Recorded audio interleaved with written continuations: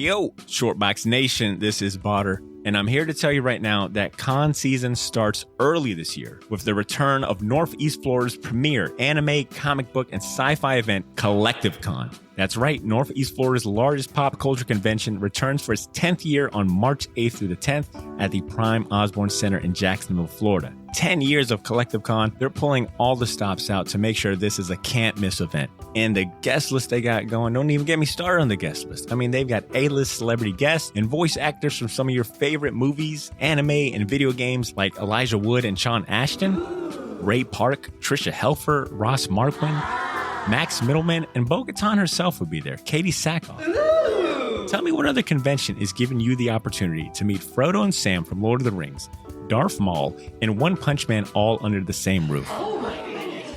Only at Collective Con.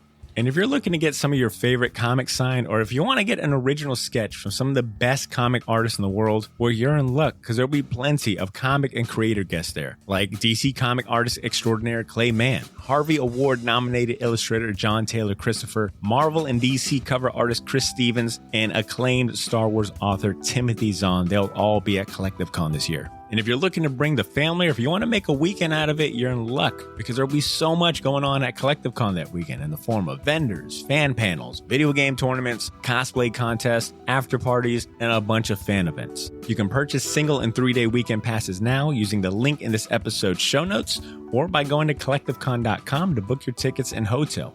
Buy your tickets now, and I'll see you at Collective Con, March 8th through the 10th. Now let's start the show. Ladies and gentlemen, I present to you the Shortbox Podcast. The Shortbox Podcast is recorded live from Jacksonville, Florida.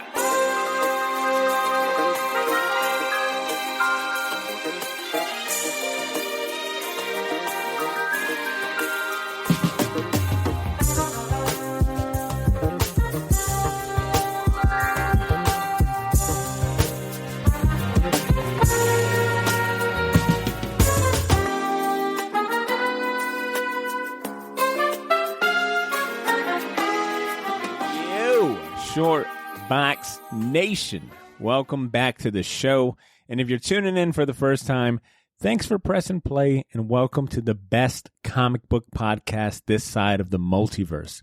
My name is Botter Milligan, and thanks to our patrons, today we're discussing the comic origin of Marvel's Illuminati. Secret society, trying to keep their army. A mysterious society and group of superheroes who secretly work behind the scenes in the Marvel Universe. Last month, we posed a couple of options to our patrons for topics to coincide with the upcoming Doctor Strange movie. And I guess since it's been basically confirmed that we will see some form of the Illuminati in this movie, the majority of votes told us we should take a look at the group's origin from the pages of 2006's New Avengers Illuminati limited series by Eisner Award-winning writer Brian Michael Bendis and artist Jim Chung. But before we get into the nitty-gritty details, allow me to introduce the rest of the crew. Sitting in the studio with me is Edmund Danzart, better known as Edbot5000. Yo, if you follow what's him up? Online. Ed, it's been a hot minute, man. How you been? Oh, good. Busy, but good. Man, I'm so glad that someone else other than Drew's sitting in that seat. Oh, the liability. I'm messing with you. Drew's been holding it down for a minute and been doing a great job at that. I think I'm just excited to not be talking about Moon Knight for once. It's been like, there's only so much you can talk about Moon Knight, and I think I'm almost reached my goal or my limit. Luckily, the season finale is out this week. But I'm excited to talk about this series here. It's been a minute since I've read it. Was this your first time? I've never read it. It's first time. Oh, good stuff. Yep. Good stuff. Hopefully you liked it. And since we are recording this episode via video, there will be a video version of today's show available on our YouTube later on. If you want access to the full unedited video version of this podcast, the second we finish recording and first dibs on all of our shows before the usual Wednesday release, consider becoming a Patreon subscriber. We recently updated our available tiers and added more rewards, and you can now support the show for as little as $1 a month and vote for episode topics like this one, or you can really show your appreciation and get everything we have to offer, like bonus episodes and a Shortbox welcome package for $7 a month. Check it out for yourself and click the Patreon link in this episode's show notes, or help us by leaving a 5-star rating and review on Apple Podcast or Spotify. Helping us spread the word to other comic fans would be a huge favor you could do for us. All right, you've heard about how you can support the show and who currently helps us keep the lights on. Now let's talk about the Illuminati. Secret society, trying to keep their army. Nice. Obviously not to be confused, for the secret society started in 1700s Enlightenment era Bavaria. Not that I think anyone... I'm sure, yeah. It's like, that was... There's people turning it off now. Yeah, oh, like, man. Oh, what the hell? I thought this was a history podcast. Ed, do you care to tell the people what members make up this Skull and Bones inspired sextet? All right, we got forming this little cabal is Tony Stark, Iron Man. He's representing the Avengers. Blackagar Boltagon, aka Black Bolt. He's represents the Inhumans. Professor X, of course, mutants and the X-Men.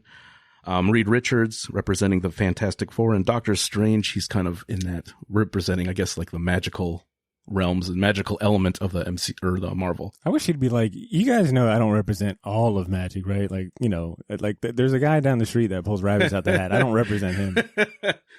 It's me, Brother Voodoo, Scarlet Witch.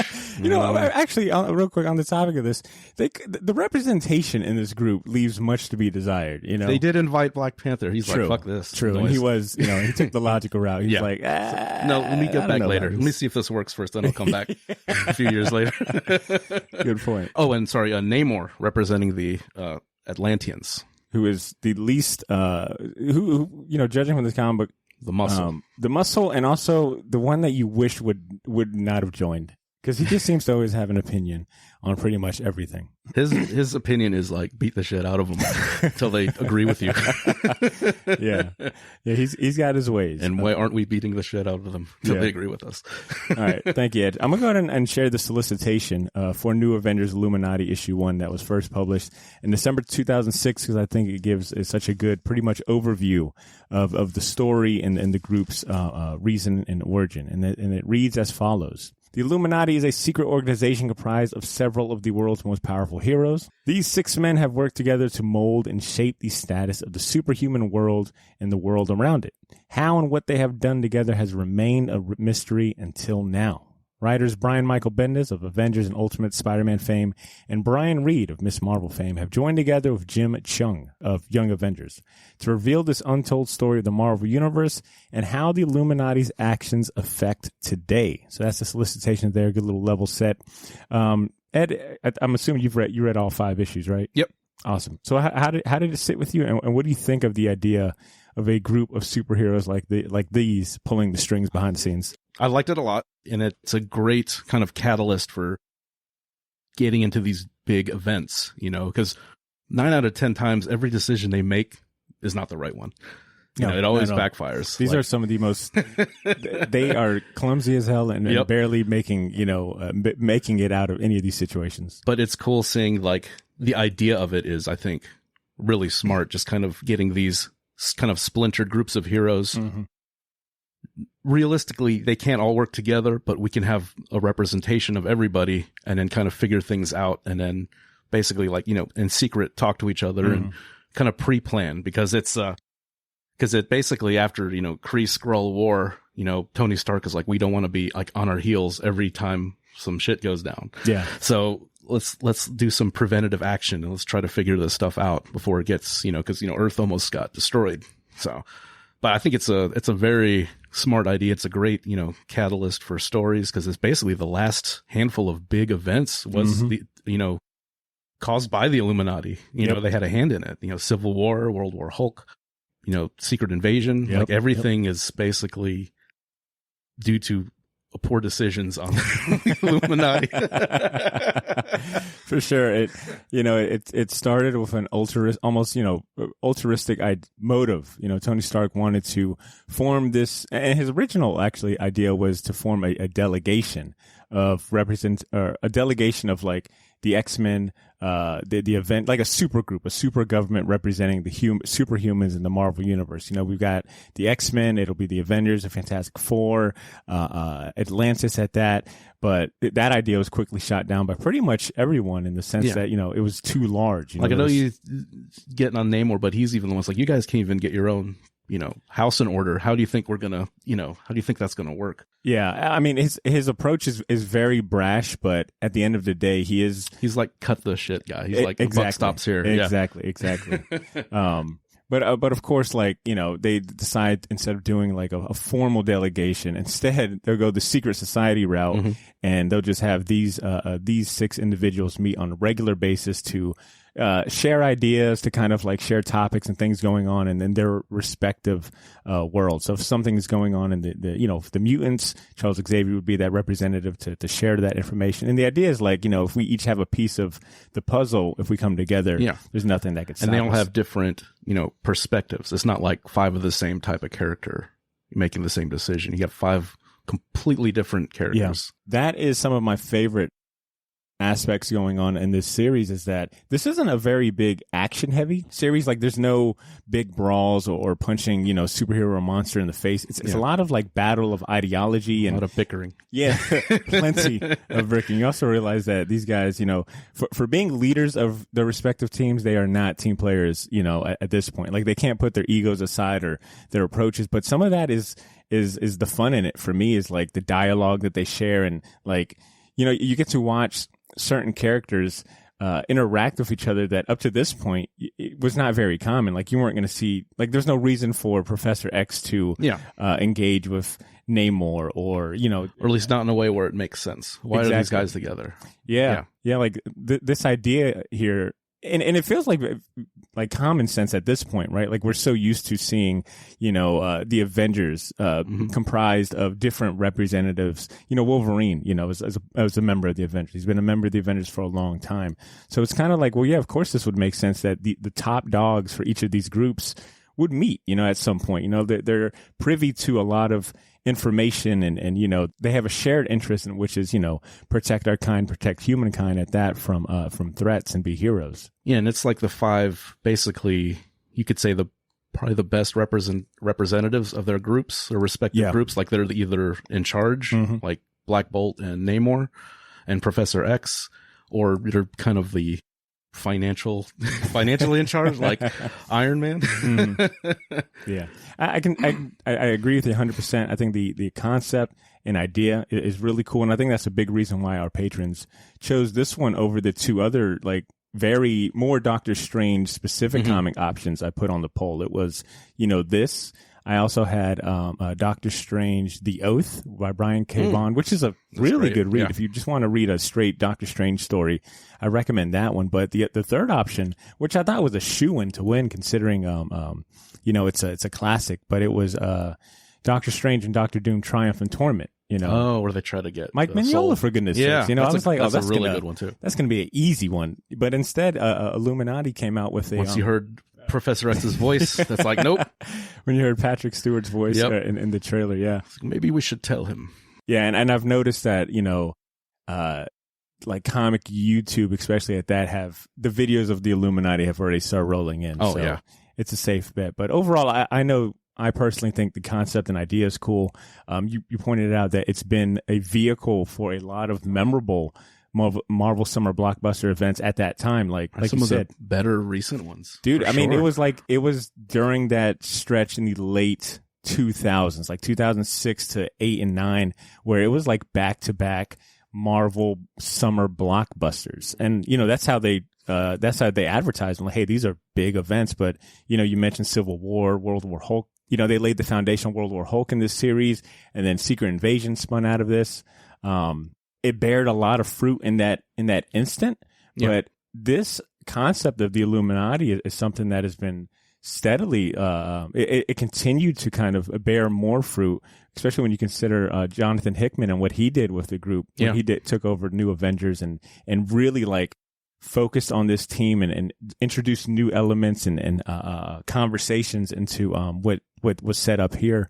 For me, it was a good lesson on like power corrupting and how an idea like this at the start can seem altruistic. Like we've got the best intentions to make sure that the world is always safe, and then how quickly like come the antithesis of what you wanted to start. And that goes with that old saying that road to hell is paved with good intentions. Well said. And that's, you see that right here. And then another cool thing too is they can, as long as they keep like a couple of the core people, they can kind of rotate members in and out to where they have to make sense, of course, but they can rotate characters and get a different perspective on things too. So it's a great storytelling device, you know. Well said. Well said. And I believe on the topic of rotating members and characters, I know at some point Charles Xavier leaves the group for a minute. Captain America's a member at some point.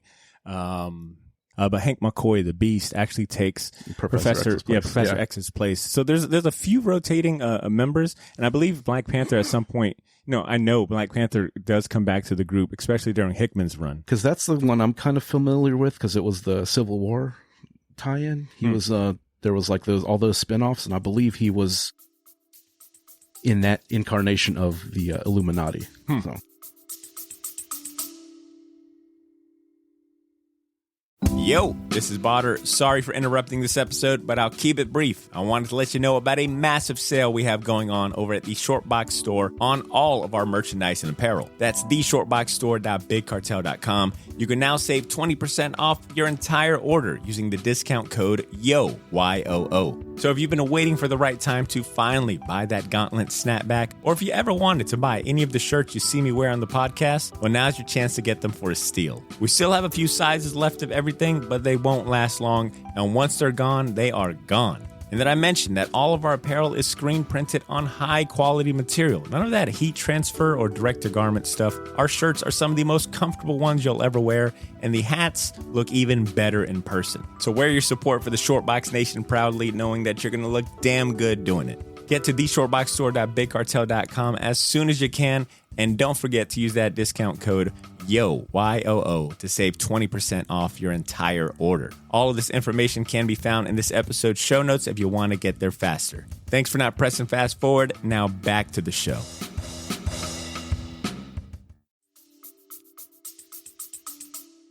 Yeah. How about we talk about the creative team? We've mentioned them by name so far, but talking about Bendis and Jim Chung, we've actually spotlighted them on two separate episodes last year when we did our House of M comic spotlight and our Young Avengers spotlight.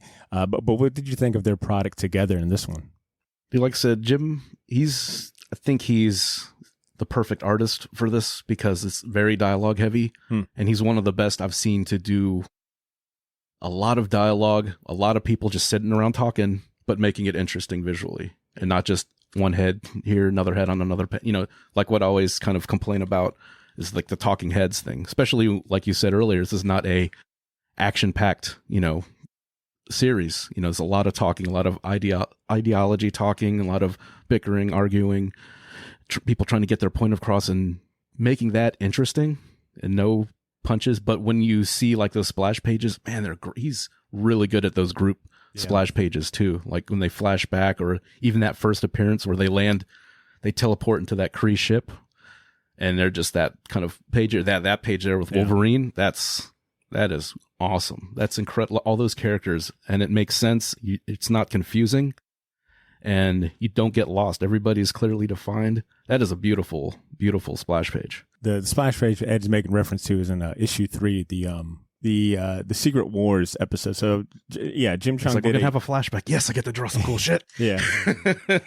Jim Chung is excellent at depicting a lot of heroes and a lot of different characters at once. Like, I think there's a reason why at this time he was like Marvel, and maybe even still to this point, he was like Marvel's go-to guy for these big events because he can draw everyone really well. Yeah. He's got a solid... it's consistent. The composition is always pretty interesting too. Like, he can depict action.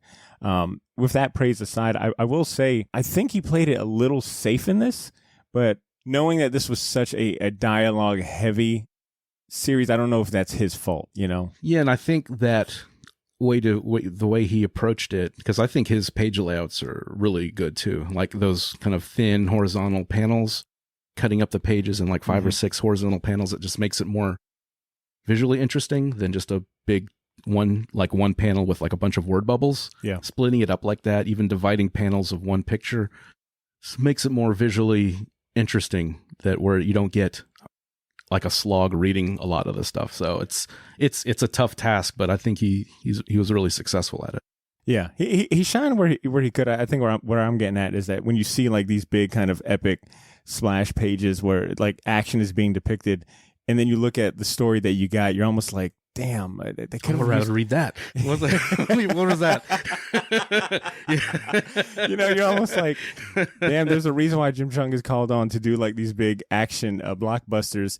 And it almost felt like, I won't say a waste because I still enjoyed it, but I don't know if you read the issue, technically issue 0, but it was titled New Avengers Civil War Illuminati or some combination of that. And that was supposed to be like, and that one depicted the initial meeting Iron Man had in Wakanda with Black Panther there. But Alex Maleev did the art for that. Oh, yeah. And I thought Alex Maleev's artwork kind of fits those more mundane moments a little better because Alex Maleev can draw, in my opinion, his expressions resonate a little better with me and with those type of scenes. He's a fantastic artist, Jim Chung, but like I said, you get kind of that same face, over the panels. Yeah, but I know what you mean. It's a totally different artist, but I agree that he'd be a better fit for a more conversation heavy, talk heavy comic, word heavy. But man, like I said, he gets to shine with like panels like this and some of the splash pages, and then I think issue 4 or 5 where they're interrogating the Novar, Marvel Boy. Yeah, and like basically it's negotiate. Namor beats the crap out of him. Negotiate. Namor beats the crap out of him again. That's my favorite issue of this whole run. I want to credit the artist. I'm sorry, not artist, but the colorist and inker in this series. Inker being Mark Morales, who's a damn legend in the game, and then the late great Justin Posner, who did the colors for this. I think the two of them, that trifecta of Jim Chung, Mark Morales, and Justin Posner elevate the art to like another level. Like this feels like like a superb quality that you would expect from a series that depicts like this scale. Yeah, and then the colorist does a really good job in the issue with the Infinity Gems, where when they go into like the different planes, and it's all basically all done by color. It's just he's getting a black and white. He's getting a black and white picture. It's, all right, create a whatever dimension, whatever subconscious dimension for the infinity is. It's like, go. It's like, oh, Jesus. Figure it out. And on the topic of the writing, I think this exemplifies, like, this is a perfect example of, like, Brian Michael Bendis' style. I think up to this point now, you're so used to the Brian Michael Bendis formula. Like, it's almost kind of like a character of himself. But this was, like, early, like Brian Michael Bendis prime. So this was still kind of fresh, seeing like the talking heads and not a lot going on, like more so a conversation and ideology being thrown around. But I will say that the story sometimes felt a little safe because it spun off into separate, unique series that really went into it. So sometimes in this series, I was kind of wondering like, well, what was the payoff for this? They don't ever go back and reference it. They show you like why they decided to go do X, Y, and Z and what the idea of it was, but you don't quite see the payoff unless you were reading like the other series that were going on. Well, I think if you want to isolate this series, I think the payoff for this is the beginning of Secret Invasion, like where, the first issue, they kind of have that bungled attack on the Skrull homeworld. But then issue 6 is basically, it's the consequences of them being caught with the Super Skrulls that they put on and basically that leads to, and then you don't, at least I didn't really realize like, oh, this has been years have passed in between issues, because each one seems almost like a standalone, but then it ties up from the first issue. Like what they did, the decision they made to do a preemptive strike backfired, but they got out. And they were like, yeah, they're not going to mess with us. And then knowing that now, years later, it's like, okay, now this is the consequences. Even if they were going to attack, and now they're definitely going to attack. And now we have an advantage because now we can make these Super Skrulls that can basically take on all of these guys. Yeah, and that was an interesting thing they were playing around with is that timeline, right? Like every issue takes place during a specific point in the Marvel universe that would warrant, this group to meet and have these conversations and pull these certain strings. Which brings me to my next point, and I want to talk.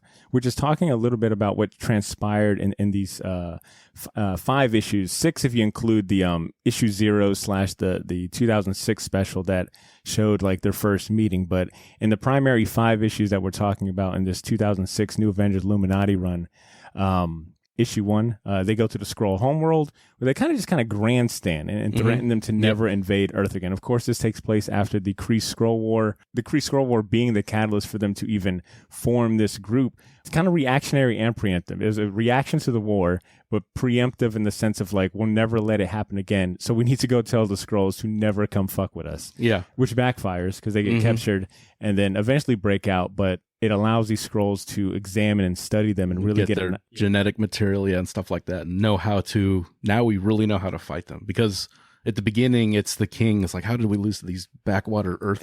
Yeah. And they essentially brought like the solution to their front door. Yeah, exactly. It's like, here we go. Yeah. I know if I was to look up the Art of War right now, there is definitely a chapter in there. Something about don't ever go to your enemies. But one of the cool things, the guy who they thought was the weakest of all of them, which is Tony Stark. Yeah. Because it's like, it's just a guy in like a tin box. Yeah. It's like, he's the one that basically breaks everybody free, and he's without armor. So that was a cool thing they did with that. And just them talking all that trash while they're examining him. And there's one panel that I thought was great, is like one of the Skrulls has like the helmet, Iron Man helmet, stuck, and he's trying to get it off. There's a lot of fun little moments like that. And the Skrulls are just talking so much trash the whole time. It's like superior. And all the unique tortures, right? Like, so for Submariner, they have him under a heater. He's like under the McDonald's heat lamp. he's like they got him frying like some French fries. Waffle iron. Yeah, and then like Mr. Fantastic's all stretched out. So that was a primary example of me looking at that panel and thinking like Jim Chung could have gone a little harder on this, because I didn't really get the idea. Extreme. Yeah, okay. I'm like, you've got this guy that has the ability to stretch to, unknown measurements, and it's confined to this I don't even think it was like half a page panel. I think it was maybe smaller than that, and I kind of wish he would have given us more impactful splash pages. So that was when I think when I say he played it safe, I kind of wish he would have given me the idea that Mr. Fantastic is stretched to his limits. He's in pain. Yeah. But that was an interesting example of them being in danger. I forgot what was Charles Xavier. I think they were just giving him headaches. One that was the weakest, like, because I see where you're coming from, and I agree that they could have ratcheted up the stakes some more. But yeah, I think like Professor X and Black Bolt were just in like a tube. Or no, not Black Bolt, but Doctor Strange and Professor X were just in like a tube, and it couldn't get out. But yeah, everyone else, I think you're right. It could have been more creative with the torture and examination for sure. But overall, it was a good way to kick off the series. I felt like that was a very cinematic kind of feel to it, and if they should ever decide to really. If the option was to ever, I guess, make a live action adaptation of this, which I think is far fetched to think of, I think they're doing Secret Invasion. I think that first issue, oh man, that's a series. That's a good point. That's a really good point. Issue 1 of this series would be a good outline to work from, and of course, take creative liberties to bring it into the MCU. But I felt like that played out like a good opener. Like.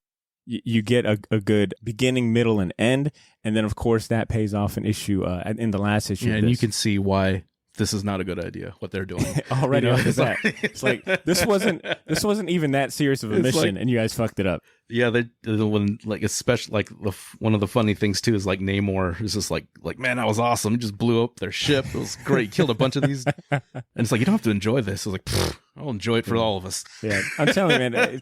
Some of those best moments are when it's when the action has died down and you get to see the personalities kind of come out. Namor being so brash, Reed Richards being so cold, calculated, almost like Spock, right? Like he has no social. He's just not a very fun guy, for lack of better terms. Yeah.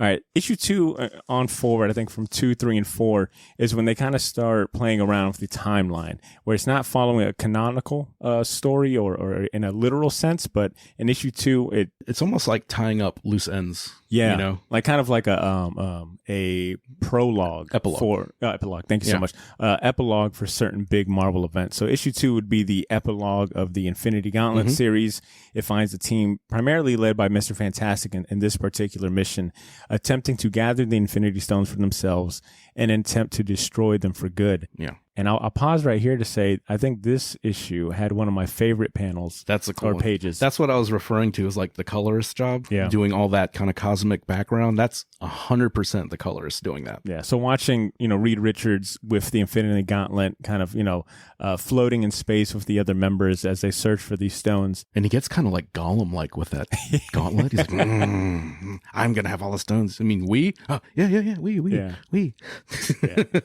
They task themselves with each owning and taking care of Infinity Stone, which we would see play, which we would see the consequences of in Hickman's run, because that is a big a part of his story arc. Originally, he tried to wish it away, because you see him like he's like kind of getting power, like very, very, like you can see like I can comparing like Gollum with the ring, just kind of getting like, or I guess better yet, like Frodo when he has the ring and starts going crazy a little bit, but. It's kind of like going like a genie, like you can't wish for more wishes. You can't wish this away. You can't wish this problem away.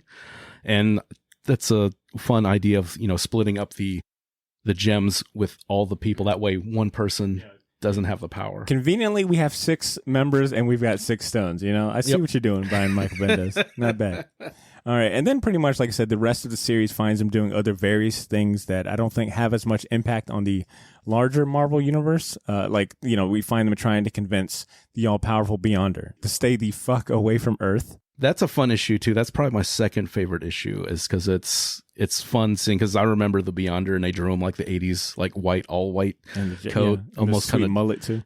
He doesn't have like the Jerry curl like back in the 80s, but and it's funny because he's basically made this replica of New York in this asteroid field where he's basically running almost like a real life danger room. He's running these programs where they're all fighting each other, and he's like this little kid with these immense powers. And then they just go down and browbeat him. Like Namor's like, bow to your king. You find out that he's like mutant and inhuman because he was a mutant, and then the Terrigen Mists. Black Bolt is he doesn't remember shit. He doesn't help here at all. I know Black Bolt can't speak, but he is so nonchalant about it. He's just pointing, and then like Namor's like his hype man. He's like, bow to your king, bow. You shut up and you do what he says. And they're just like browbeating this, and I'm sure the other guys are like, come on, dude, you need to chill. This guy can. Have you seen what he does? Yeah, and he just basically like a little kid. He's like, just basically starts it somewhere else. He like just stop doing that, and he just goes and hides and does it somewhere, does the same thing somewhere else. They don't accomplish anything, but it's a fun issue. That's what I'm getting at, is that first issue goes, sets it up with a bang, and I think the middle is where you don't really quite see like what the outcome of some of these adventures are. Like the Beyonder one, the Infinity Gauntlet one was fun.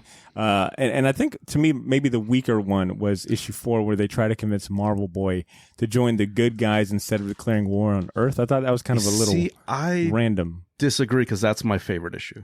Okay. And the reason why is because you get to see everybody's philosophy of them convincing like how to so basically Namor said, let's beat him up until he agrees with us. So you get him, he just starts beating the crap out of him, and then it cuts to like Black Bolt and Professor X saying, look, the Kree and the humanity, they were tied in, the Inhumans were tied in, we have this history. Declaring war on us is like declaring war on yourself. There's a legacy here. You can be part of this legacy. That's a good point. Then he gets beat up some more. Like and then Namor beats him up some more.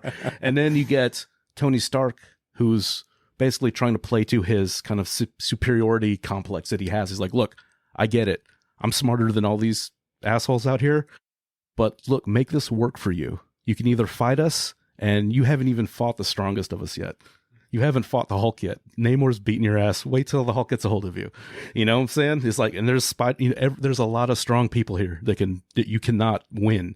It's like, why fight it? Go with it. Become beloved.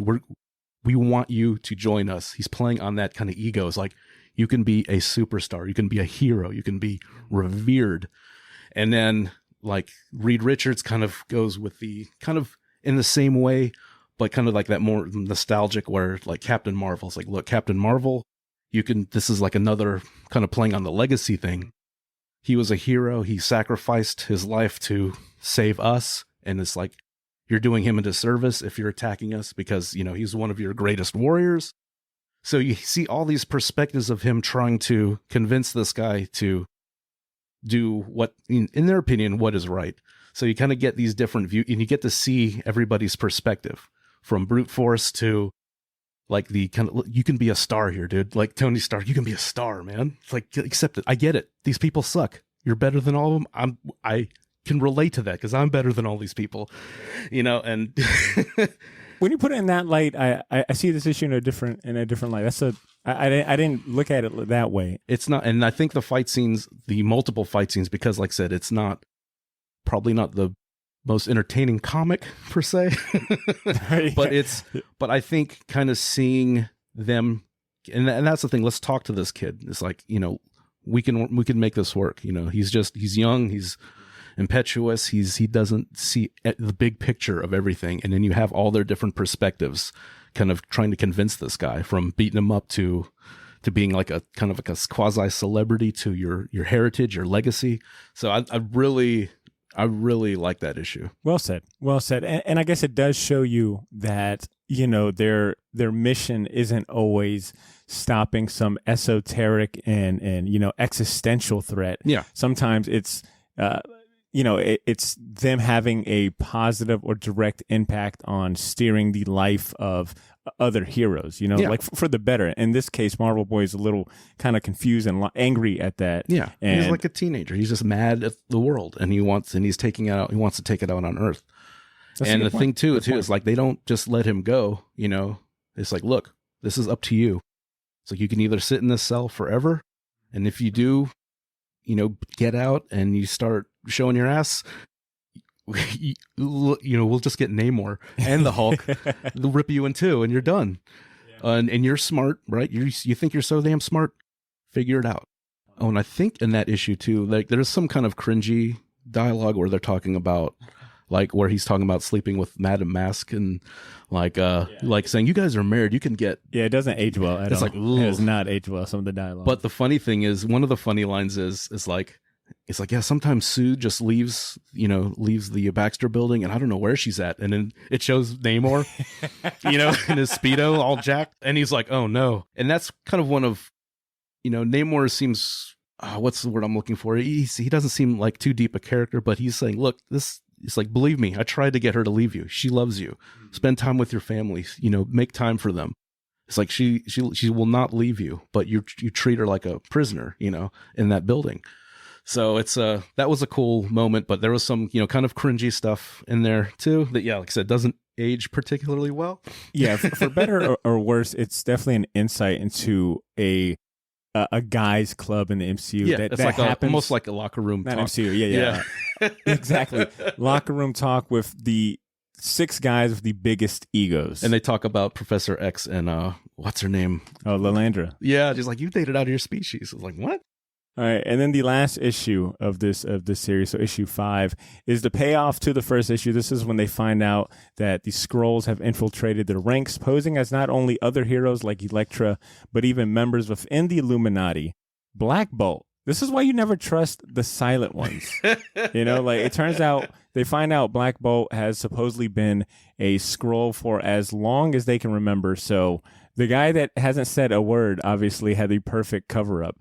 That reveal was such a, honestly, I was really shocked when I seen the reveal, because I was like, wait a minute, is that word balloon coming from Black Bolt? Yeah. Why the fuck is he talking? Oh my God. Yeah. And then, and the thing with, and just a little thing that I like that kind of makes the world seem bigger is, when they, the body, it's basically Tony sitting over the body bag with Elektra in it.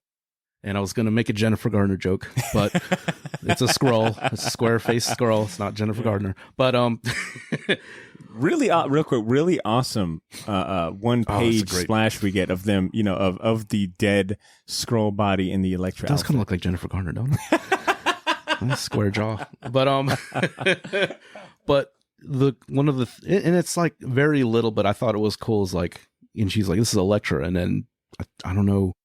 It was, I forgot who didn't know, but one of them's like, oh, who's that? And he explains like how she, and that basically is like, yeah, why would they know who's in charge of like they don't overlap at all. Yeah. So it's like, oh, that's okay.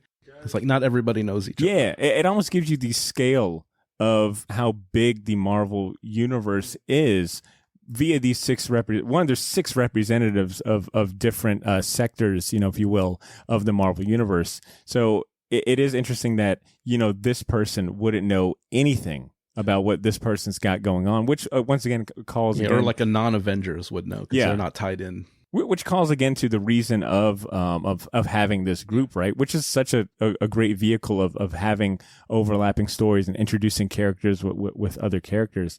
But one other thing I'll note for this particular issue is, which I find super fascinating, is that it's not at this point, the relationship is strained amongst all of them. I think in this particular issue, this is post-Civil War, right? Yeah, post-Civil War, post-World War Hulk. So there's already a sense of like, look, we've done more damage than help at this point. Because I think Doctor Strange's like, I'm surprised you called me or something like that. Yeah, I think they've disbanded at least 2-3 times up to this point or whatnot. And that Super Skrull, that I think another one of Peter Chung's strength is his costume Chung? Design. I'm sorry, not Peter. That's Aeon Flux. Jim Chung.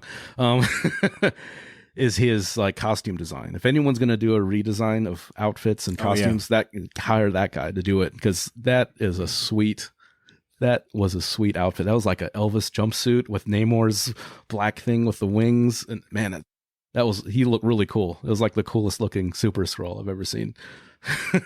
Was there any, you've spoken a little bit about it, but I want you to lean into it more. Was there any particular characters that you enjoyed seeing their interaction? Because for me, it was like Reed and Tony. What about you? Reed and Tony was good. I liked Namor and everybody else.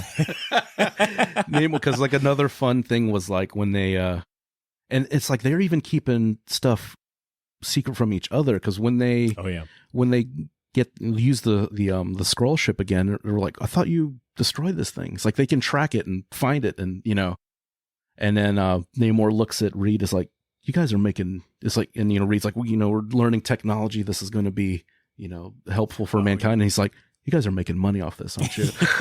And then I was like, how do you think we got the microwave? It was Roswell. I was like, so yeah, things like that, and Namor's just bluntness of just calling out and cutting through all the BS, which I like a lot. He's the guy you can trust because he leaves it all. He's probably the most trustworthy. Yeah, he's the most straightforward, and because he so puts everything on the table. Yeah. I think with Reed and Tony, it's the fact that they're on the same page, so there is an uneven kind of power balance in that group, which makes it a little more interesting in the sense that they both are, they always seem to have the same goal, or they're on the same page, right? Like you said, they're futurists, so they're always thinking of advancing technology. And they're scientists, and they're thinking with that mindset too. Exactly. Like what Charles said, you think like a programmer, because they are programmers and scientists, and that's how they think, very clinical. Yeah, which leads me to thinking, I wanted to pose this to the group, but it's me and you on here, Ed, so let's compare notes. If the short box, if you were to represent a character from the Illuminati with each member of the short box, who would be who? Oh man, I think Sia's Namor is pretty good. Yeah, that's what I got. Since you work in, you're kind of in the IT field. I would say you're one of the two. I'd say you're Reed Richards. Yeah. I'll take that. I think, Ashley is definitely Black Bolt, because she's probably the quietest of us all. I think, but when she talks, it's usually she's dropping bombs. So silent but deadly. Ashley will, say sometimes just 20 words in one episode. Yeah. But when she speaks, God damn it, we listen. Ed, I had you down as Doctor Strange because I felt like Doctor Strange in this series was just down for, he was the most nonchalant kind of chill guy. He was like, look, there's no one else to represent the magic guy, so I guess I'm here. I'm just kind of just teleport out of here whenever I want. I think he was the most laid back, least temperamental guy on the team, but clearly very much needed. So I think that would be you, Ed. Oh man. I guess anything else to say about the comic book, because I want to shift gears and talk about how we might see this interpreted in the MCU. No, because this is the first time I've read it. Had a kind of, passing familiarity with, the Illuminati, but I never read I never read anything specifically based on them, just kind of the results of their actions, So yeah, I really like this. I really like the character work. It's, the interplay. I usually don't like dialogue heavy stuff, but you know, the art really carries that, and the dialogue's snappy and fun. It's almost like it's pretty realistic dialogue as superheroes can get. And I just like how they kind of tied in the first issue with the last issue, and it's like only 5 issues. It's a good read. Yeah. I read it all in one sitting. So Same. It read quick.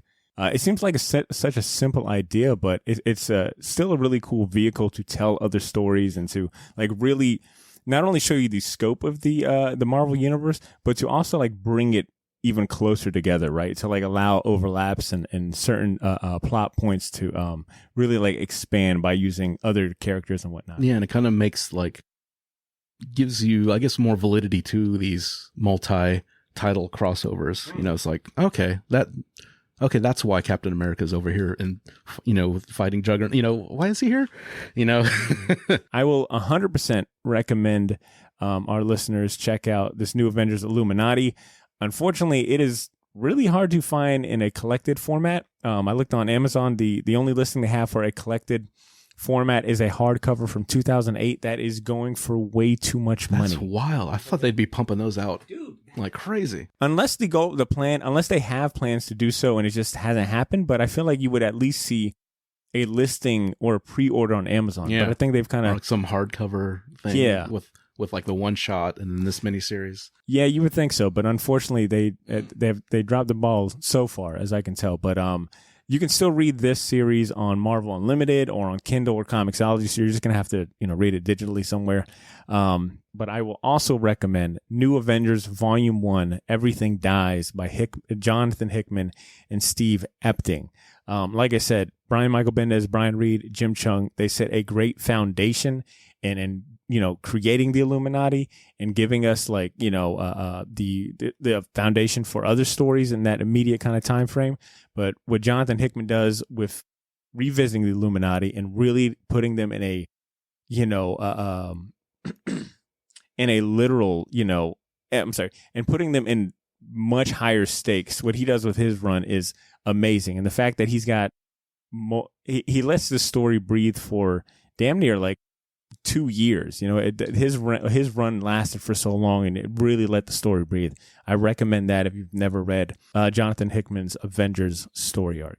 Kind of moving back on to the whole reason we decided to spotlight Illuminati, which is in celebration of the upcoming Doctor Strange 2 Multiverse of Madness movie. Have you watched any of the trailers? I think you and me might be one of the few that actually watch like trailers all willy-nilly.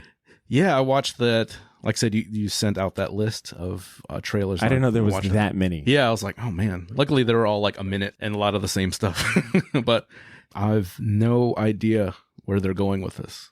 Because as soon as I saw, like, you know, Baron Mordo, like saying, oh, the Illuminati will see you now. And I was like, uh-oh. You kind of see Professor X like over the shoulder. You don't really see him fully, but... And then you see the guards that almost look like Ultron and Iron Man kind of mixed together. Almost like the superior Iron Man armor. Yeah. You know, that kind of platinum, you know, white armor. I haven't seen half of those TV spots that they had, but I did find it reassuring that, you know, Kevin Feige has described this movie as an exploration of the mind-bending, frightening side of the MCU.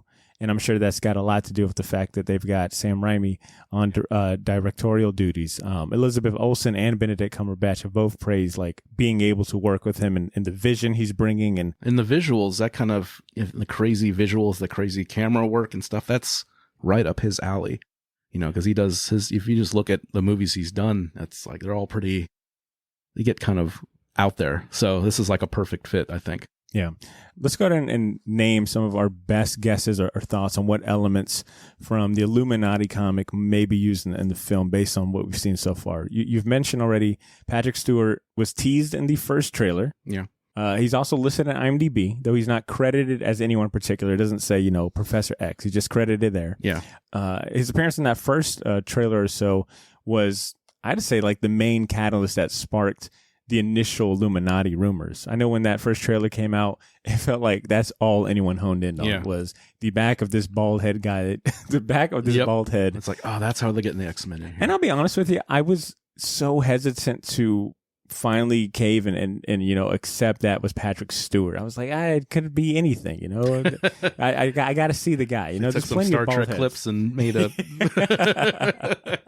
But eventually it was like, no, that's definitely Patrick Stewart. Yeah. There was also the grainy footage that was isolated from the first trailer that looked like Superior Iron Man, aka the evil Iron Man from a 2014 Tom comic Cruise? series. Tom Cruise was That would be amazing. Did you see all the Photoshop like Tom Cruise pictures? Yeah. Look pretty good. And Look it's and he has a history with the character. Back in the day, he was wanting to play Tony Stark. Yeah, he was pretty close playing him in like early 2000s. Yeah. So, and then on the topic of the Superior Iron Man footage, there was also those Ultron bots that we see escort, a detained Doctor Strange, which is reminiscent of the Iron, and this might be a reach, but bear with me here, but is a little reminiscent of the Iron Man bots you see in that dream sequence in Illuminati issue number 3, when the Beyonder is showing them their heart's desire. Oh, and it's like all those like sentries. They're kind of the Iron Man sentries, which was to kind of show you that Iron Man's whole goal of this was like complete kind of control, and that was like where it could go for him. Which falls in line with what Tony is pleading for in earlier MCU movies like Age of Ultron. He talks about like a shield around the world and, build armor around the world. Exactly. And I think since this movie deals, will absolutely be heavy on the whole multiverse stuff, my theory is that probably this particular situation that Doctor Strange has found himself in is a multiverse where maybe he has kind of like gone off the rails, or superheroes in general, or some incident has happened where there is a need to form the Illuminati to kind of control those situations. I think what he did in Spider-Man kind of calls for it. I was watching Doctor Strange last night on that same mindset. I forgot that Baron Mordo at the end of Doctor Strange 1, his whole new mode, he's kind of dissuade at the Elder One? Yeah, and he was right. Yeah. Well, his whole new motive is like anti-sorcerer, anti-chaos. Like, he is absolutely revolted at what Doctor Strange and the Elder One have like been using their powers for. So that kind of falls in line with like what it seems to be his whole MO in this movie, which is following, continuing that mindset of like, look, clearly you guys should not have these powers. Yeah. Stephen Strange should not have ever been trained in the arts, the mystic arts. Yeah. So I wonder if in this situation, the Illuminati is formed to stop him or prevent it from happening.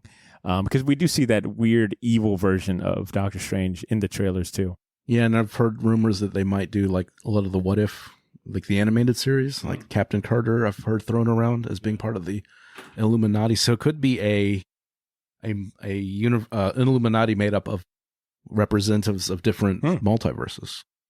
That's how you can kind of bring in Fantastic Four, bring in the X-Men into this reality. I doubt we'll see a literal depiction or representation of the Illuminati that is in line with what we've read in the comic series. I doubt we'll see a Namor.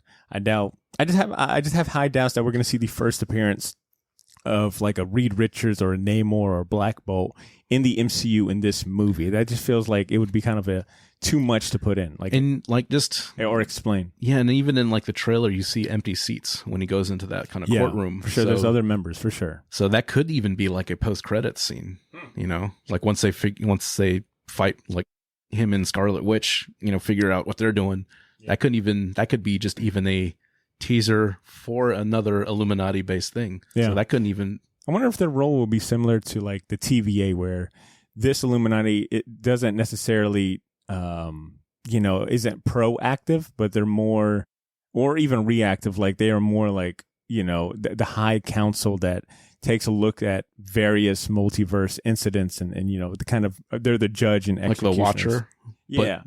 But like the Watcher is not supposed to intervene, but intervenes all the time. They will fuck you up. He does too. He does it in the comic. He's like, I know I'm supposed to just be recording this, but what are you doing, guys? Hey, turn the camera off real quick. Guys, what are seriously? You doing? Really? I gave you the cheat codes. You're still fucking up. Really shouldn't be here. But the best part about dropping this episode on the Wednesday before Doctor Strange is we don't have to wait long to see if our speculations are completely ridiculous and off basis, or if we were close at all. So we'll see what happens. Are you catching Doctor Strange opening weekend? I'm not sure. Probably. I might catch like an early show over the weekend. I managed to get tickets for $6.15 on Thursday. Oh, jeez. Dude, at this point, they're going to start releasing. You're going to be able to catch new movies on fucking Tuesday afternoon. Yeah, it just keeps getting early and earlier. With that said, that's all the Illuminati talk we got for you today, Shortbox Nation.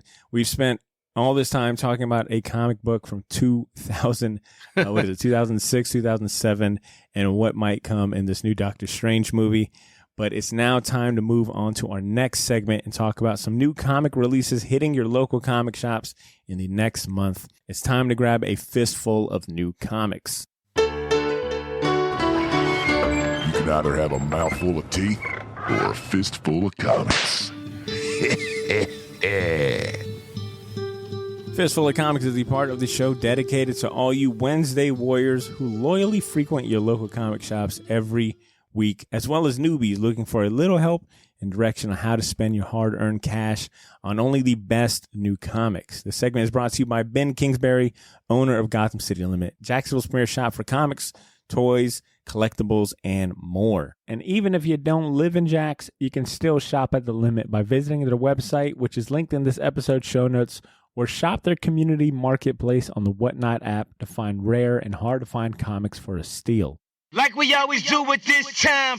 Ben has curated this week's list of top 3 comics he deems worthy of your money, though he'd probably prefer you give him your money, but he won't be mad if you pick these up someplace else at your local comic shop or online. So let's cue up the music and see what he's picked out. All right, the first title on his list is The Closet Number 1. It appears to be the start of a new indie horror series that's releasing June 1st by Image Comics. It's written by James Tynion IV and artist Gavin Fullerton. It looks interesting, but you don't have to take my word for it. Let's hear from a professional on why this might be worth your time. We all know the hardest part of collecting comics is actually reading the story month after month. That's why when expert writers like James Tynion IV drop their horror knowledge on us in a short 3-part series, we're all in. Closet Number 1. This bad boy is going to be short, sweet, and terrifying. I'm so glad we've decided to keep Ben's voicemails involved in that. So that is Closet Number 1. Let's go to the second comic on his list, and that is New Think Number 1. It's a Black Mirror anthology-style series that's also releasing June 1st by publisher Artists, Writers, and Artisans, or AWA for short. It's got writer Greg Hurwitz and artist Mike Diodato. Oh. It's been a minute since I've seen old Mike on doing interiors on a comic book. But they're the creative team behind this one. Let's hear what Ben's got to say about this particular new series. AWA Upshot, Sleeper Company of the Year. They literally put studio in their name. Everything they do is going to be TV and or movie entertainment at some point. Here's their new one. New Think 1.0. New Think Number 1. First of a 5 comics Black Mirror style anthology breaking down what society does worst. Now that's some good reading. I agree with them with AWA. They are making some good stuff and getting some big names. Yeah. Well, I mean, doesn't Alex Alonso run that? I think. Yeah. I think he's the head publisher or CEO, whatever it may be. Yeah. That guy knows comic books. And the lineup is stacked. I mean, everything they put out, it's like, oh, damn, you got this guy on this team? Makes sense. All right. And the last new comic book on Ben's list is Aquaman Andromeda Number 1. Andromeda. Sorry about that. And the last item is Aquaman Andromeda Number 1, releasing June 7th from DC Comics. Spearheaded by one of my favorite new writers working in comics today, Ram V, and art by Christian Ward. Let's go ahead and take it to Ben to see why we need to be picking this one up. Please, Lord, have mercy on my Aquaman soul.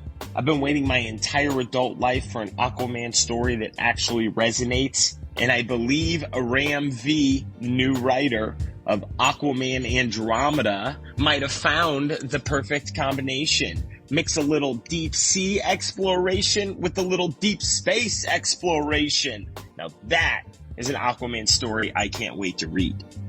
Same. Yeah. Look, I've been reading Ram. One day I'm going to find it. It'll be a sad day when I find out it's not Ram V, it's Ram like Ram 5. It's like It's a robot. It's a Roman numeral. Yeah, it's a AI program. I've been reading Ram 5's Swamp Thing series. Yeah, that's excellent. You've been reading it too? Dude, it is so good, man. I think the DC Universe app has the first, I want to say like 6, 7, or 8 issues, and it has been a lot of fun. I don't know if you've read, have you read his, was it Image? Yeah, it was called The Many Deaths of Layla Starr. I think I know I have the first one. I haven't read it yet. Ed, you would like it a lot. So, once again, Ben's list is The Closet #1 by Image Comics, New Think #1, and Aquaman Andromeda #1. If any of those pique your interest, consider putting them on your pull list or having your local comic shop order them for you. Big shout out to Ben and the Gotham City Limit comic shop team for the help this week. If you're in the Jax area, Saturday, May 7th, consider stopping by Gotham for Free Comic Book Day. Ben is continuing the tradition of making that day a huge celebration and party. There'll be plenty of activities for the family as well as steals and deals on a bunch of merch. I'm probably going to be out there early in the morning. If you're there, hopefully I run into you. Ed, you do anything for Free Comic Book Day? I don't know. I might swing by some shops, but I'm still kind of in that, like we had that bonus episode working at the comic shop, so I kind of avoid the madness. I don't do the Black Friday stuff, so. Short Box Nation, we got fan mail to read and Champion Season up next, but first we'll take a quick music break. We'll play the song by our favorite music producer, Mecca the Marvelous. This instrumental is called Caterpillar, and it's off his new project dropping in June called Black Gods with a Z. Enjoy the music, and when we come back, we'll have Ashley join us for the rest of the show. Don't go nowhere.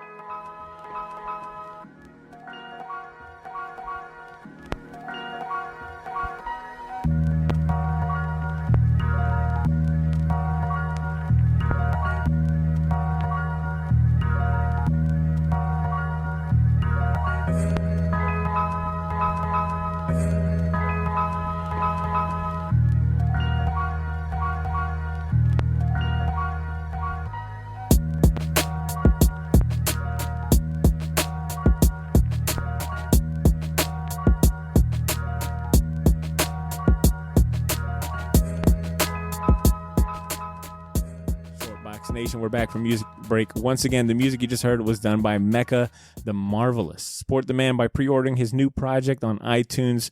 We'll play more from that as we get closer to his June release, but you can listen to more of his beats and other music on Spotify and Apple Music.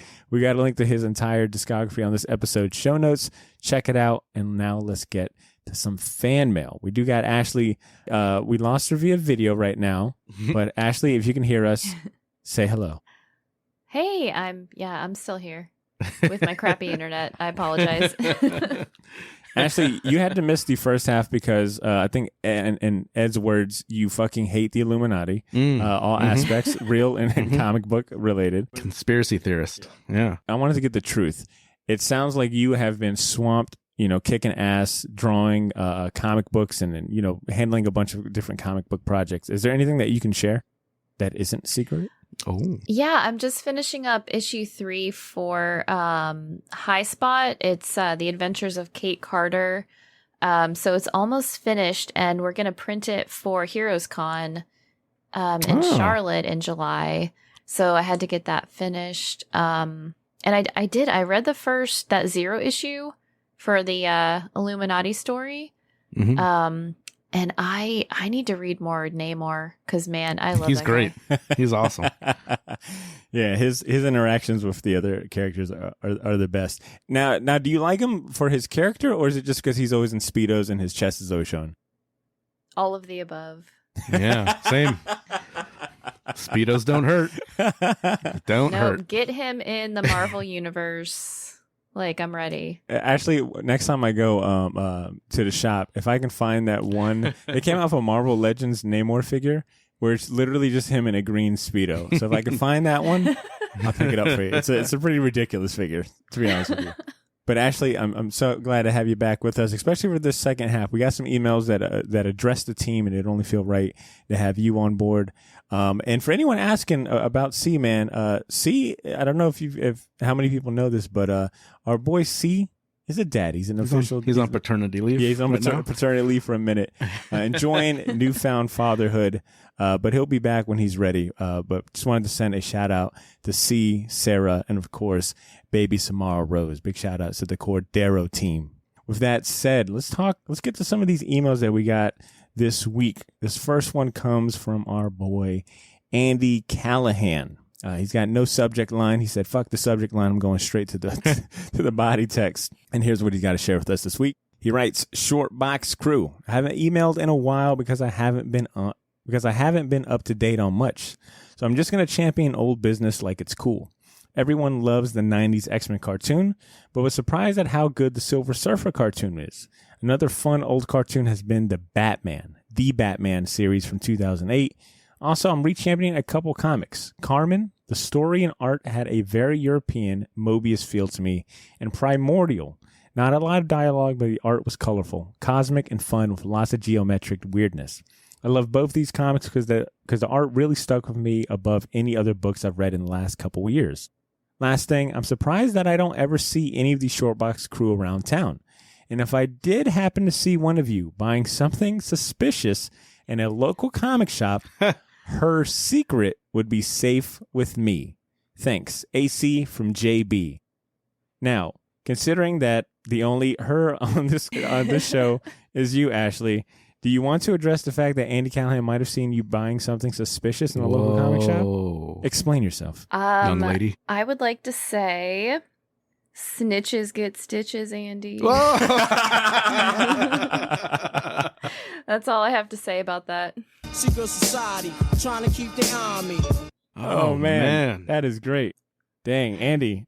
It's up to you if you want to spill the beans, Andy. I mean, you know, Ashley ain't too far from JB if you catch my drift. And Andy, 100% agree with you on Carmen. That was one of my top 10 of last year. And the reason it is European feeling is because Gula March is from Spain. Yeah, has that been collected in a trade? Because I've been looking for it.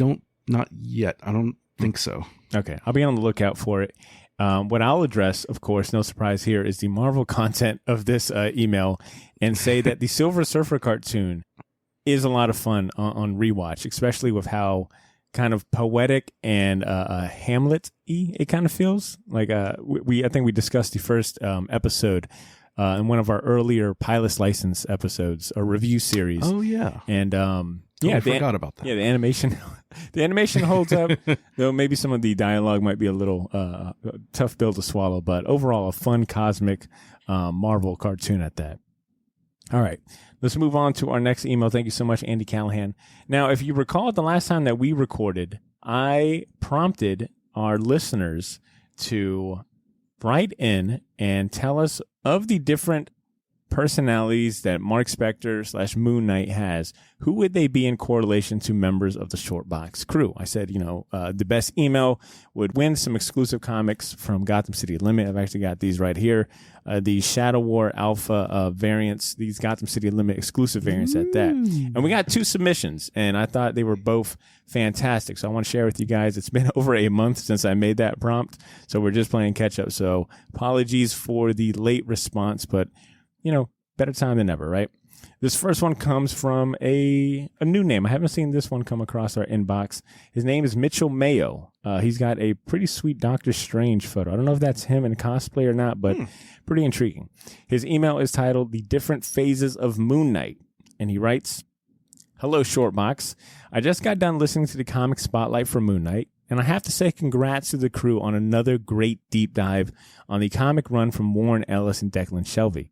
Now, getting down to business, you wanted to have Moon Knight's many personalities matched with the crew, and even though I'm not an avatar of Khonshu, I submit the following.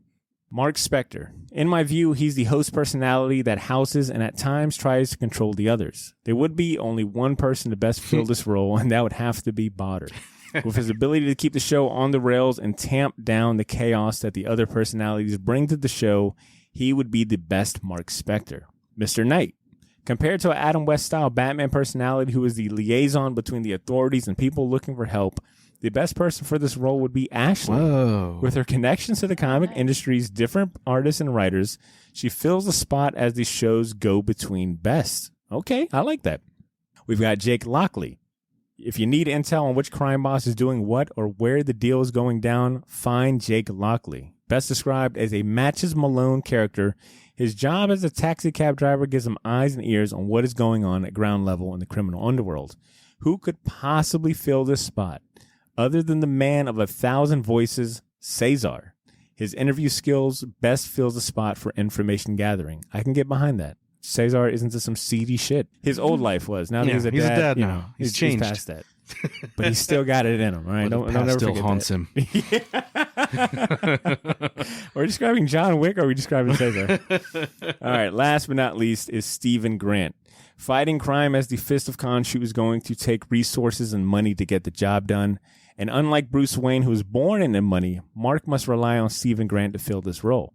The Edbot 5000 would be a perfect fit between his art commission business and experience working on the cutthroat environment of a comic shop. He would make the best Grant. Thanks as always for creating great content. Fantastic email, and I think he nailed it. Actually, what do you think about you being correlated to Mr. Knight? Oh, no, that's awesome. I'm all about it. And I do think Ed is the nicest one out of all of us. True. So he'd be the Stephen Grant. Yeah. Yeah. Granted, Mitchell's emails is based more so on the comic iterations of Moon Knight and his personalities. But you're right, Ashley. Ed could also be a really charming gift shop employee, Stephen Grant. Man, I'll never escape retail, even in fiction. Just can't escape it. And this will make a lot more sense when you watch the show. All right, so Mitchell, thank you for that. And then, of course, we got a submission and an email from our boy T-Mix. He wanted to follow up on the prompt as well. His email is titled Moon Knight, and he writes, "What up, Short Box?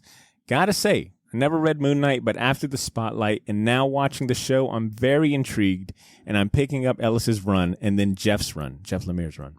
The extra recap episode with Drew was great. Y'all joked, but I was definitely the guy shaking my head when Botter said Loki was the last released series. I'm glad Drew saved you. Haha. Now for the prompt lining up the Shortbox crew to Moon Knight's identities. Cesar. Obviously, C is the badass. Mark Spector. Enough said.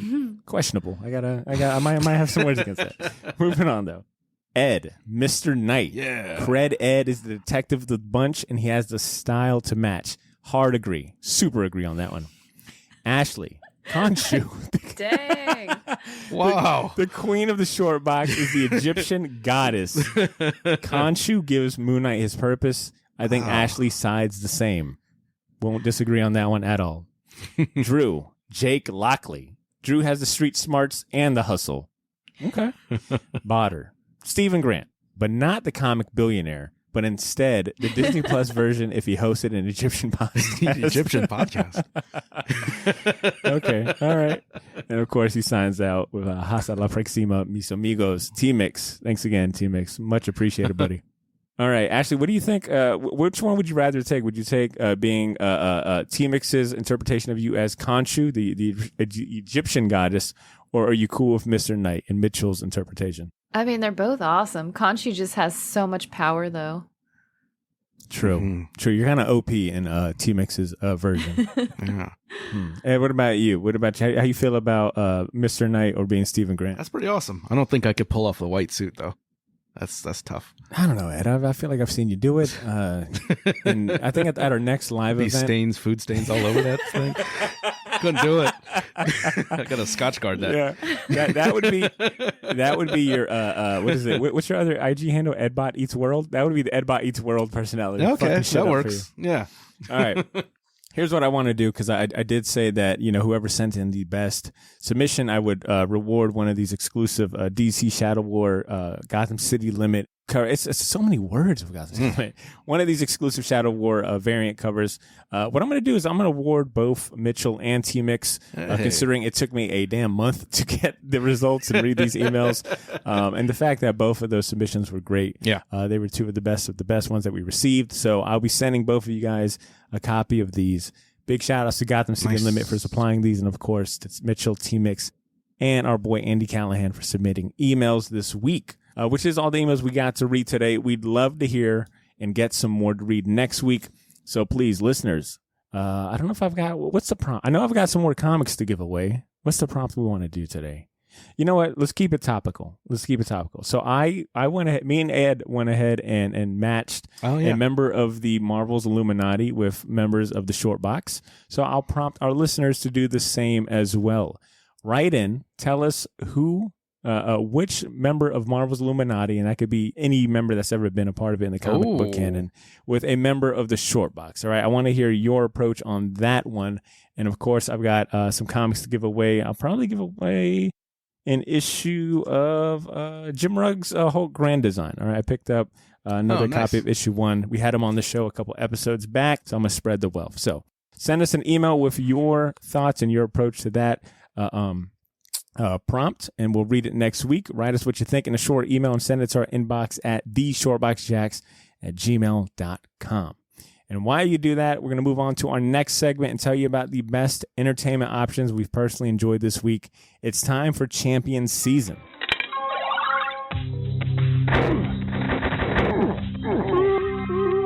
Champion Season.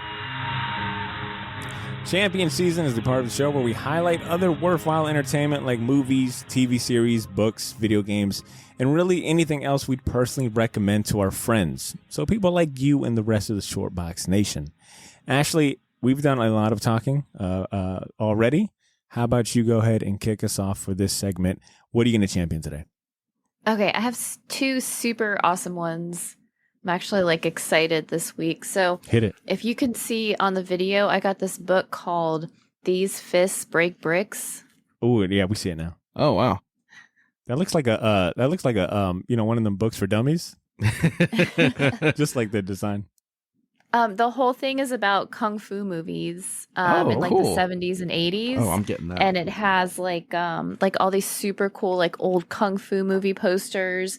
It has a whole section on movies in the 70s and 80s and the whole Bruce Lee era. And it has, of course, the beginning of it is the foreword is by RZA because of course that's the guy.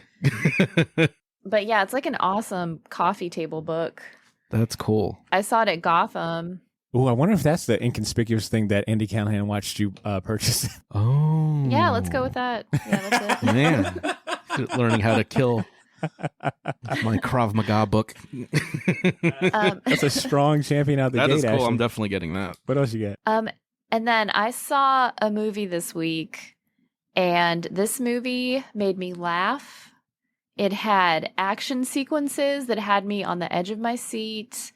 There were scenes in the movie where I was getting so worked up that I had to be okay, Ashley, relax. It's a movie. And kind of pull myself out of it because I was so invested. And it was The Unbearable Weight of Massive Talent, the Nicolas Cage, Pedro Pascal movie. I'm not surprised that you went and seen that. I was actually going to be disappointed if you didn't come back after a month and not talked about that movie. Yeah. Oh, so that's I'm awesome. happy. I want to see that too. So good. It was so good. I don't know. It was better than I thought it would be. My only complaint is I watched the trailer because I couldn't wait and I shouldn't have watched the trailer.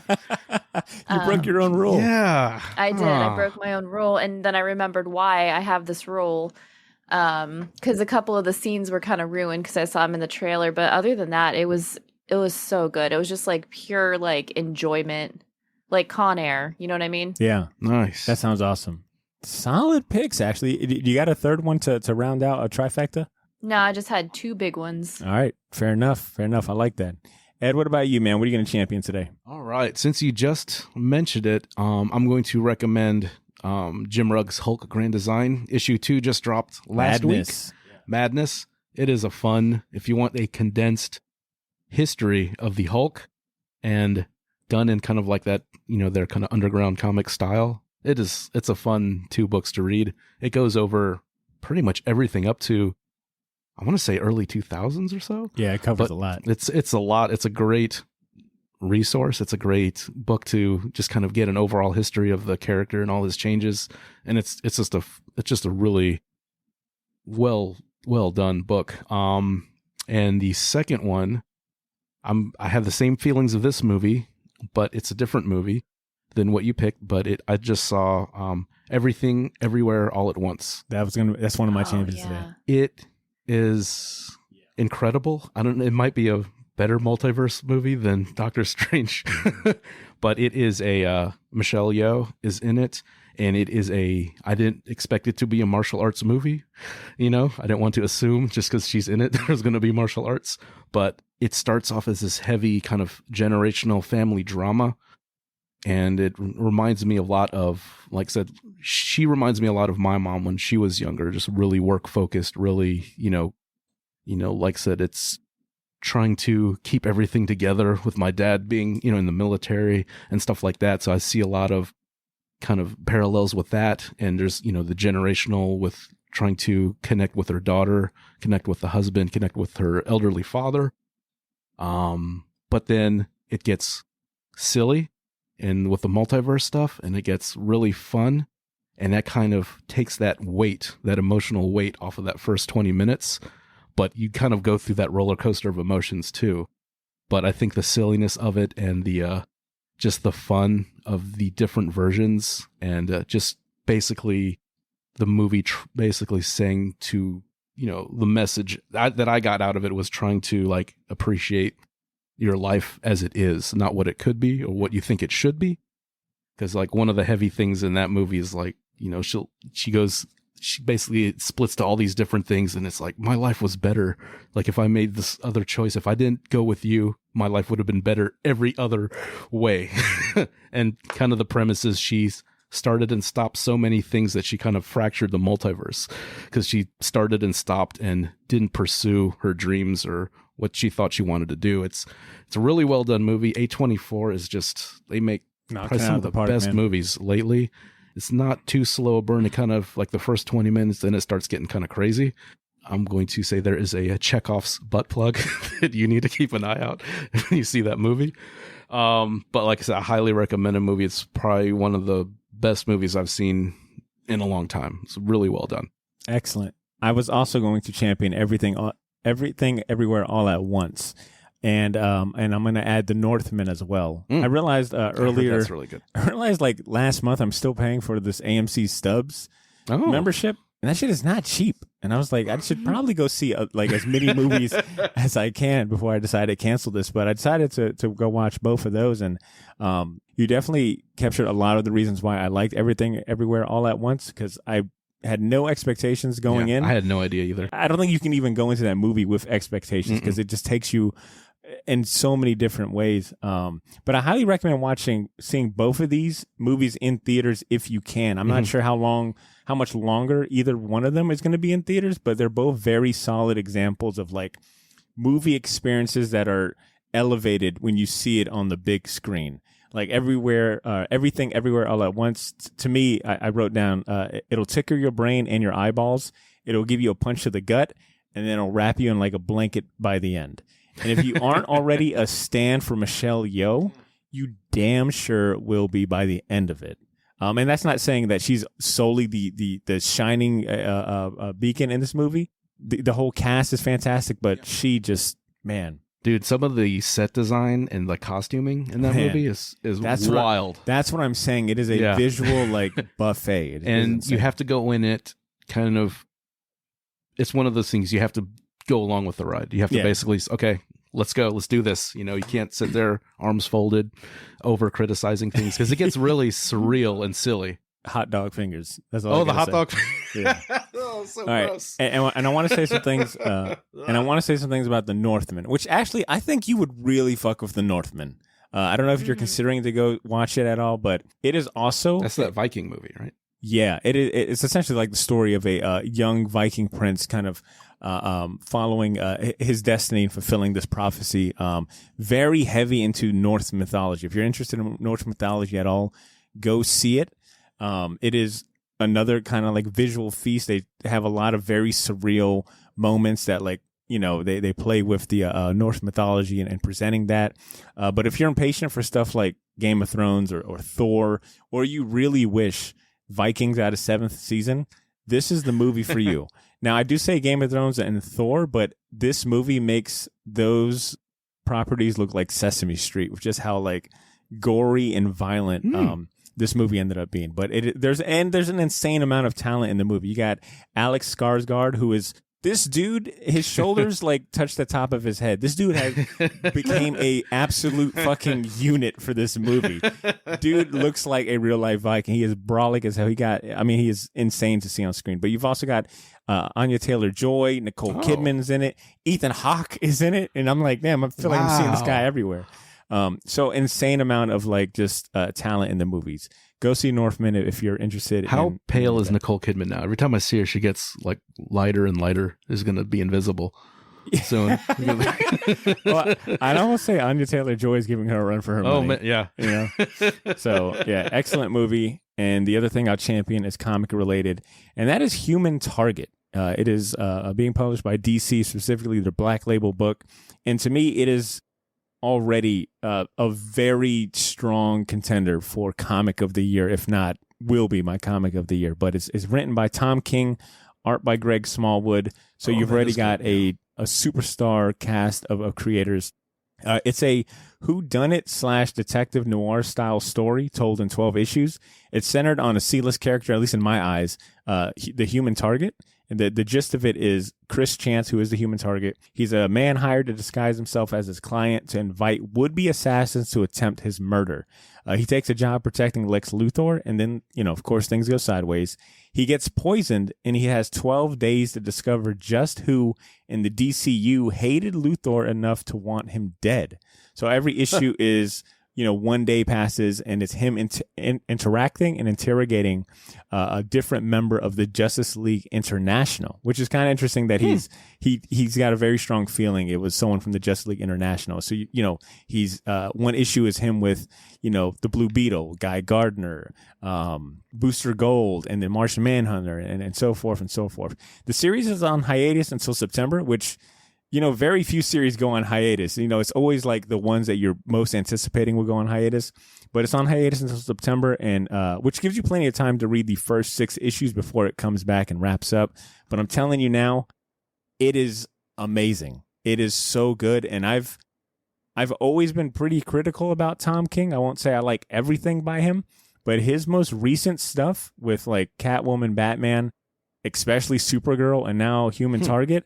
I mean, I think I'm starting to become a Tom King super fan at this point, and it's Greg Smallwood too. I don't think I need to say a lot more about how good Greg Smallwood is, but it's a fantastic comic book. Are either of you familiar with it? Yeah, I picked up the first couple issues. I'm probably gonna trade. So did I. I need to get into it more.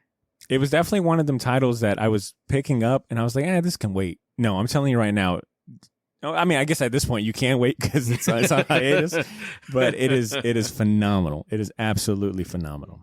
My champion brings us to the end of the segment, so I'll look to the Short Box Nation and ask them, if you got a killer champion we should check out, share it with us, or tell us if you try out any of the recommendations we just shared with you. We'd also love for you to join in on the conversation about Marvel's Illuminati, or tell us what you think about the Doctor Strange movie if you see it this opening week. Tell us about all of these things in a short email and send it to our inbox at theshortboxjacks@gmail.com, and we'll read it next episode. Don't forget about our prompts. Based on the members of the Marvel's Illuminati, who would that correlate to with the Short Box podcast? We got some comic books to give away for that. Other than that, Ed, Ashley, do you got any parting words of wisdom, or anything you want to share before I do my spiel? I just want to mention that if we're deciding who's who on the Illuminati, that I'm really good at swimming. Just a heads up. That's funny. We had you down for Black Bolt since you're the quietest. Yeah, me and Ed's list both were pretty similar, if not the same, and we both had you down for Black Bolt. Silent but deadly, and most likely to be a alien undercover. And your royalty, so that's good. True, and there's that too. Yeah. You're friends with Khonshu. Actually, I believe that you are Khonshu in this case.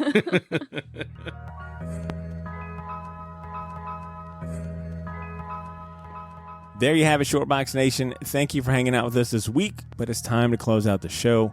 If you're still in the mood for more Shortbox content, check out the other episode we dropped today for me and Drew's Moon Knight Episode 5 recap commentary. I know the season finale dropped the same day that you're probably listening to this, so we'll have our season finale review recorded by the end of the week. That will drop on our Patreon first before being released to everyone else next Wednesday. Now, if you want to avoid having to wait a whole week to hear from us, consider becoming a Patreon subscriber. Supporting the podcast for as little as $1 or even $5 goes a long way in helping us keep the lights on. And not only that, but you'll be rewarded handsomely. Go to patreon.com/theshortbox right now, or click the link in this episode's show notes to sign up. And if you can't help us financially, consider leaving a 5-star rating and review on Apple Podcasts or Spotify. That would mean a lot to us too. In the meantime, take care of yourselves, have a great day, and we'll be back next Wednesday. So please continue to make mine and yours short box. We'll talk to you real soon, all right? Peace.